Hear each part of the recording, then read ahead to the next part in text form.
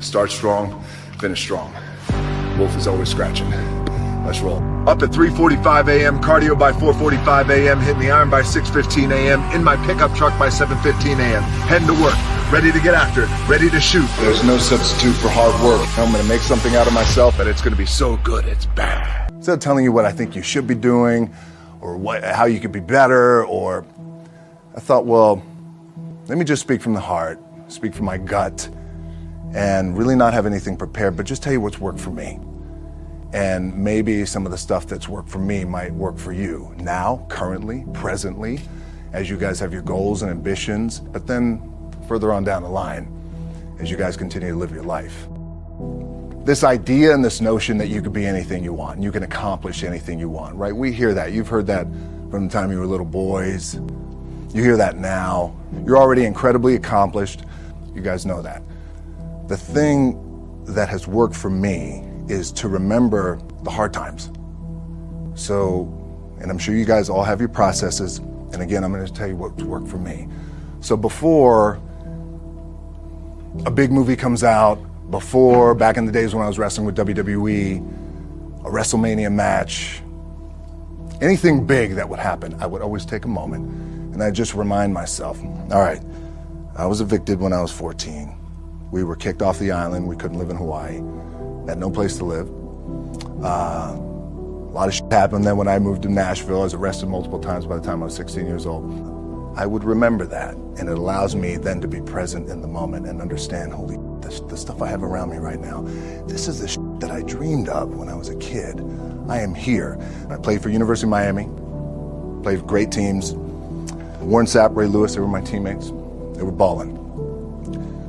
Warren Sapp was playing tight end that time. I was starting defensive tackle. Yeah, they moved him over to D-line. And he looked at me, he's like, yo, dude, I'm gonna take your spot. And I said, you ain't taking my spot. He said, I'm gonna take your spot. I said, no, you ain't. We battled, and he took my spot. Now you can imagine how that with me, because there goes my opportunity. He went in, switched to defensive tackle, lit the world on fire. Well, what that did, it crushed me, it crushed my dreams. I had a piss poor senior year, zero production, no NFL, no combine invite, nothing. Finally went to the CFL, Calgary Stampeders, making $250 a week Canadian. Now I had to send that home to my wife at that time. Had no money. So I remember that. When I got cut from Canada, my dad in his pickup truck came down 4 o'clock in the morning, picked me up in Miami from Tampa. We lived in a little apartment in Tampa. He drove down in his little pickup truck to Miami to get me when I was cut from the CFL. And I thought, well, I leave home like you guys left home. I'm ready to tackle the world, to get after it, achieve my dreams and goals. Crushed by 22, 23 years old. Now I got to move back in with my mom and dad. I played on great teams, though. Wait a second, this is not supposed to be my future. I'm supposed to be in the NFL right now. I'm supposed to be making a lot of coin and buying my parents, buying me, taking care of my wife, but it never happened. So I pulled out my wallet. I thought, well, let me see how much money I have. I opened it up. I had a 5, a 1, and change. Well, at least I rounded up to $7. But I thought, God, ain't this a bitch? I got $7 in my pocket. Where the f*** do I go now? What do I do? I can't go back to CFL. The point comes where you hear that voice, the big run's over. Like, you're done, right? So I heard that voice. So as Coach was saying, man, I hold on to that. I'm telling you, I keep my back is up against this mother. We laugh, we joke, we have a good time, but my back is still up against this mother. I do not forget it. What this also helps me do, and again, it works for me, is at some point, you gotta be tired of not being number one. You have to be, and you gotta play angry, and I play angry. Now, I'm cool and calm with my approach, and when I step out on my field, which is a set, or, you know, like, there's some, and you're always gonna have haters, and haters are like, well, God damn, man, how many movies are you gonna make, or how much shit are you gonna do? Like, you do a lot of shit. I say, yes, because my ambition. Of course, why not? I could do it. Yeah, I love what I do. And not only that, but in what world do we not work every day? My back is up against this thing, you know, and I started to play angry, by the way, and I still play angry. My last match, Brock Lesnar, transitioned, and I realized if I had to be great at something, I wanted to be great in this world of Hollywood and movie making and producing and entertainment. I had to commit, and like you guys have to commit. Obviously, you commit to something, commit to the goal. So I quietly retired. 2 years later, I thought, what did I do with my career? Because my movies were not doing well. I was written off. It was around 2006, 2007. I was like, I left. I pulled a Jim Brown. I left when I was on top, like number one in the wrestling business, and I left. It was a ballsy, gutsy, some call it stupid move, but I had to commit and I had to follow what was in my gut. What helps me is to keep the hard times in the front of my mind, because it allows me to go into these big moments that I've worked my ass off, and you guys have worked your ass off. It allows me to go into these big moments with a different perspective. What it also does for me, and again, this is what works for me. Like, my back is up against this mother.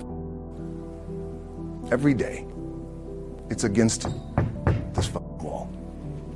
But it's up against this mother because it's what I believe in. And when my back is against this mother, then there's nowhere to go. Smile doesn't mean you don't laugh and joke. Smile doesn't mean you don't laugh and joke. Quote, right? You're happy. I'm happy. I'm a happy guy. But when it comes to business and when it comes to executing, it's up against this. And I got to go that way. And I don't give a fuck who is in front of me. They're not going to stop me. The key for me was, where does it start? What's the anchor? What's the anchor? So I could have all these ambitions, and you guys have all these ambitions, which is great. It's important. I'll play this role, you'll play that role. I'll execute this thing, and it'll come out this summer. You guys will execute this thing during the summer, right, when it's time to really put in a lot more work. But the key with me is just always finding what the anchor is. And the anchor is getting up at 4 o'clock in the morning every day before anybody else and grounding my thought process is in the no one will outwork me.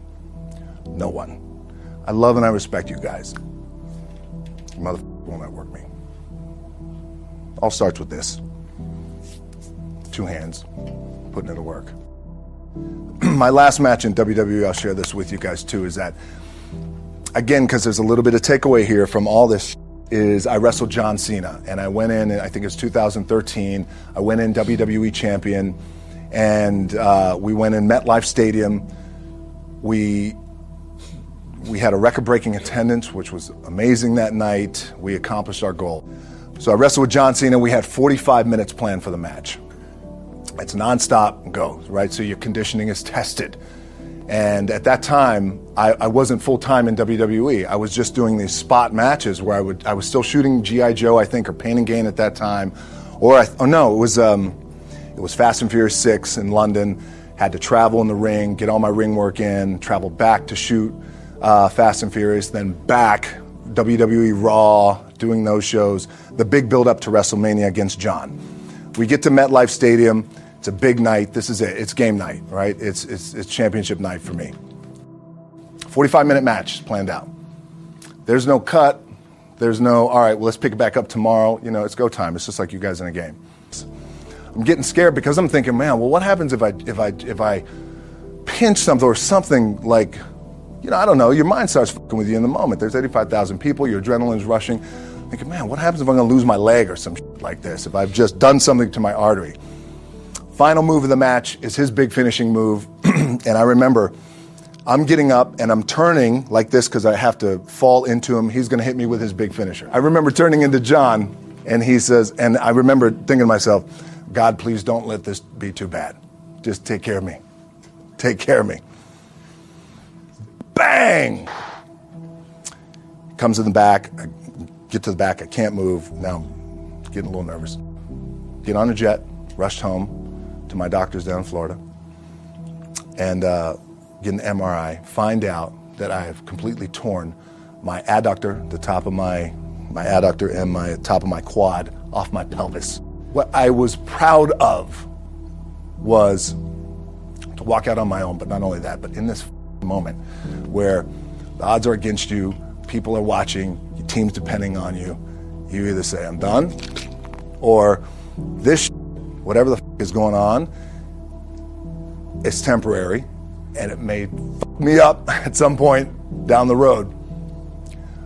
But I'm not going to let this opportunity go by without giving it my all. As you guys know, there's nothing you can't accomplish. You're going to go on, you're going to become world champions. The key for me, what I think one of the keys is, remember where you came from, keep that in the front of your mind, and when shit goes bad and it goes sideways, a lot of shit does, you're getting booed out of the building, or you're coming through this injury, or people are writing you off, oh, you guys ain't make it, any of that, you gotta keep it in here. And it really has to, it should drive you. It should. It works for me. It should drive you. You got all the talent in the world. It's all here. Really, the two things I want to say are, you got to be the hardest workers in the room, and don't f the opportunity out.